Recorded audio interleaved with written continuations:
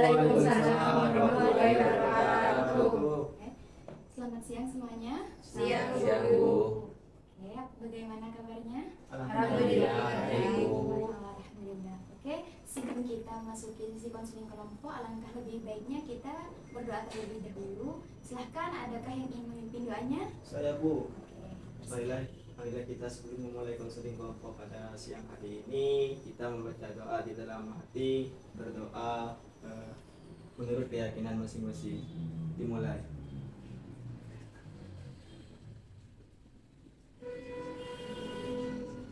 Doa selesai.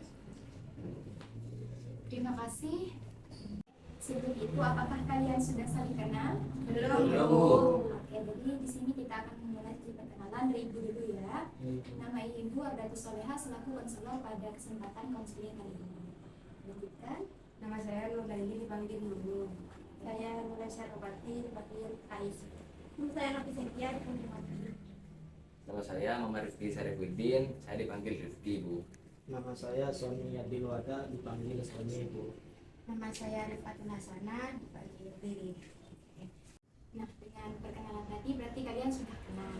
Jadi apakah kalian tahu mengapa kalian dikumpulkan di sini? Tidak.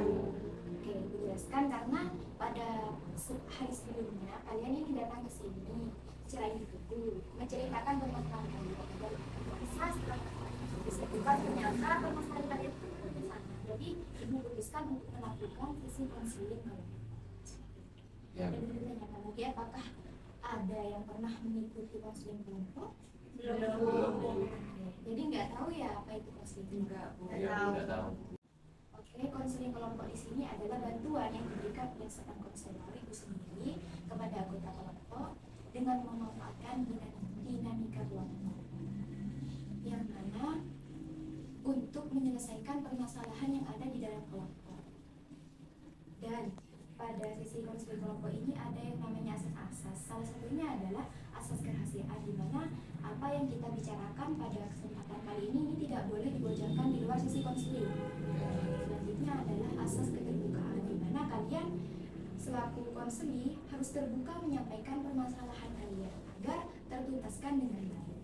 Dan yang ketiga adalah asas konormatifan, di mana kalian harus menghargai pendapat ataupun saran dari teman-temannya yang lain, dari anggota kelompok yang lain. Dan yang terakhir adalah asas kesukarela.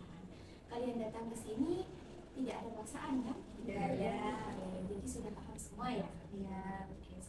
Pada sesi konseling kelompok kali ini kita dibatasi waktu selama 30 sampai 45 menit. Jadi diminta untuk kalian mengoptimalkan usia dengan supaya selanjutnya langkah dua ini kita melakukan ikrar janji kerahasiaan konseling. Silakan buka tangan kalian.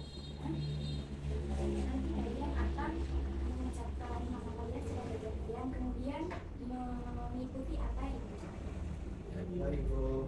Bismillahirrahmanirrahim. Bismillahirrahmanirrahim. Saya Wardatus Soleha. Saya Nur Laili. Saya Nur Syarobati. Saya Novi Setia. Saya Muhammad Rifki Sarifuddin. Saya Sony Yadilwada. Saya Rifatul Hasana. Berjanji Berjanji bahwa bahwa akan menjaga kerahasiaan masalah kelompok ini. masalah kelompok ini.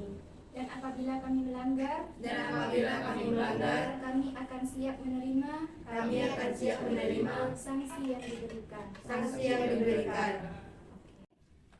Setelah mengucapkan sumpah tadi, sepertinya kalian agak tegang ya. Jadi ibunya sedikit di mana kalian harus mengikuti gerakan ibu. Marina menari di atas menara. Oke, seperti itu. Nanti gerakannya tidak akan sama. Bisa jadi dari menarinya dulu, bisa jadi dari menaranya dulu. Kayak gitu ya. Kalian harus fokus apa yang ibu ucapkan. Oke. Marina di atas menara. Marina menari di atas menara. Oke, kalian fokus berarti ya. Oke, tadi kita sudah merefresh pikiran kita. Selanjutnya kita akan memasuki sesi konseling. Apakah kalian sudah siap semuanya? Sudah. Oke. Jadi kalian dipersilahkan untuk menceritakan permasalahan dan keresahan hati kalian Dimulai dari mbaknya. Iya Bu, jadi karena saya sering keluar malam dengan pacar saya, pada akhirnya orang tua saya memberikan saya dua pilihan, antara berhenti sekolah atau dijodohkan, dan hal itu membuat saya frustasi Bu. Oke, sudah. Kalau saya sekarang jadi sulit percaya Bu kepada orang lain, karena ya itu sejak saya dikhianati oleh pacar saya Bu. Jadi saya tuh habis putus Bu dari pacar saya, terus sehingga saya malas untuk bertemu orang lain dan menyebabkan saya kurang aktif di kelas. Oke. Mbaknya? Jadi permasalahan saya Bu, saya sering melamun di kelas karena memikirkan mantan pacar saya. Itu membuat saya merasa mager untuk melakukan segala sesuatu dan malas untuk mengerjakan tugas-tugas sekolah. Untuk masnya? Kalau permasalahan saya Bu, saya sering ditolak oleh cewek sehingga menyebabkan saya tidak fokus untuk belajar. Oke. Kalau permasalahan saya Bu ya, saya sering teleponan sampai larut malam dengan pacar saya Bu, sehingga saya bangunnya selalu kesiangan Bu, dan saya telat ke sekolah Bu. Seperti itu saja Bu. Oke, kalian di sini tadi sudah menceritakan permasalahan kalian. Oke, karena keterbatasan waktu, kita hanya bisa menyelesaikan satu permasalahan saja pada sesi konseling kali ini. Oke, jadi menurut kalian permasalahan siapa yang akan diselesaikan pada sesi konseling kelompok kali ini? Permasalahannya belum. Oke, yang lain bagaimana? Ya Bu. Ikut aja, Bu. Oke. Setelah saya sedikit memahami tentang permasalahannya Mbak Nunung, mungkin kita akan menggunakan teori Gestalt. Di mana teori Gestalt ini kita menggunakan teknik kursi kosong.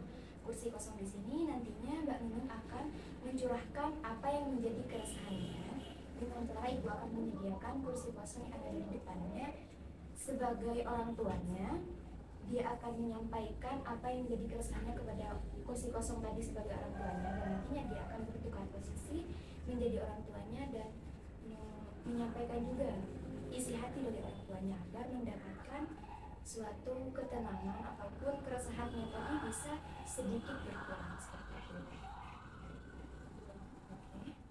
Selanjutnya mungkin Mbak Nunung dan saya akan pergi ke ruang konseling individu.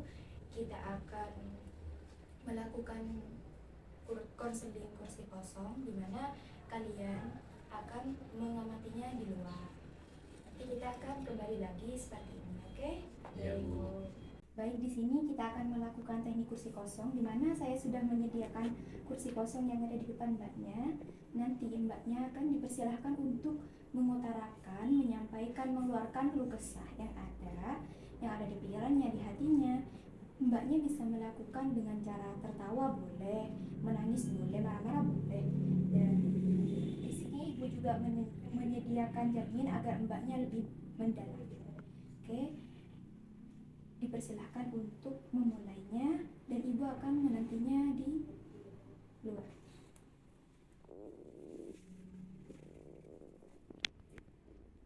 Pak, Bu, sebelumnya Nunung ingin minta maaf terkait permasalahan yang kemarin. Dan menurut Nunung, sebetulnya kita tidak perlu bertengkar seperti kemarin. Apalagi Ibu dan Bapak sampai memberatkan Nunung dengan dua pilihan, yaitu pilihan yang pertama, Nunung harus berhenti sekolah atau dijodohkan. Sedangkan Ibu sudah tahu sendiri bahwasanya berada di bangku kelas 12 ini bukanlah hal yang mudah. Bukankah Ibu tahu sendiri bahwasanya selama ini banyak perjuangan yang telah kita lewati, dan Nunung juga pengen sekali Bu melanjutkan pendidikan sampai ke perguruan tinggi. Nunung ingin membahagiakan Ibu dan Bapak, dan untuk dijodohkan pun itu bukan solusi yang tepat, Pak, Bu. Sebenarnya kita masih bisa berbicara dan berdiskusi secara baik-baik tanpa harus memilih dua pilihan tersebut. Dan terkait permasalahan kemarin, Nunung juga ingin meminta maaf kepada Ibu dan Bapak Dan Nunung juga berjanji tidak akan sering keluar malam dengan pacar Nunung. Iya nak, ibu dan bapak juga meminta maaf terhadap permasalahan yang kemarin. Dan sebenarnya untuk memberatkanmu berada di antara dua pilihan itu memang salah.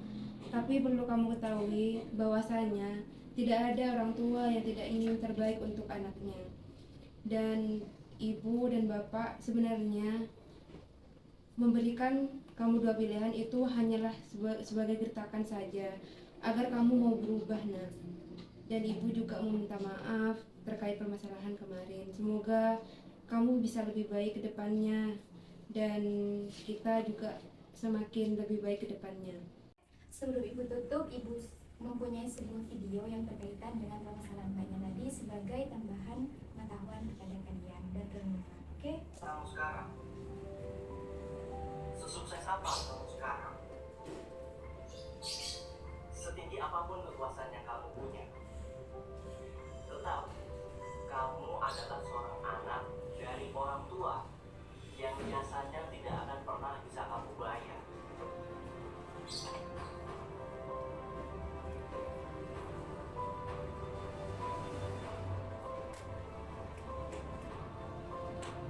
Semua manusia di dunia ini pasti terlahir dari seorang ibu. Pada dasarnya, setiap anak pasti ingin membahagiakan orang tuanya. Tidak ada anak yang ingin melihat orang tuanya sedih. Tapi,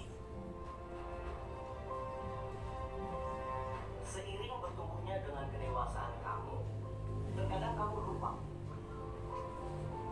Tanpa kamu sadari, banyak hal yang sengaja maupun yang tidak sengaja kamu lakukan dan itu melukai hati mereka.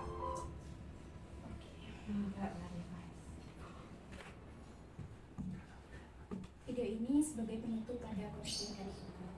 Nanti pada minggu depan kita akan kembali melakukan konseling kelompok lagi di jam yang sama ya. Terima kasih atas waktunya dan ibu mohon maaf apabila ada salah kata dari ibu. Terima kasih. Wassalamualaikum warahmatullahi taala wabarakatuh. Waalaikumsalam warahmatullahi wabarakatuh.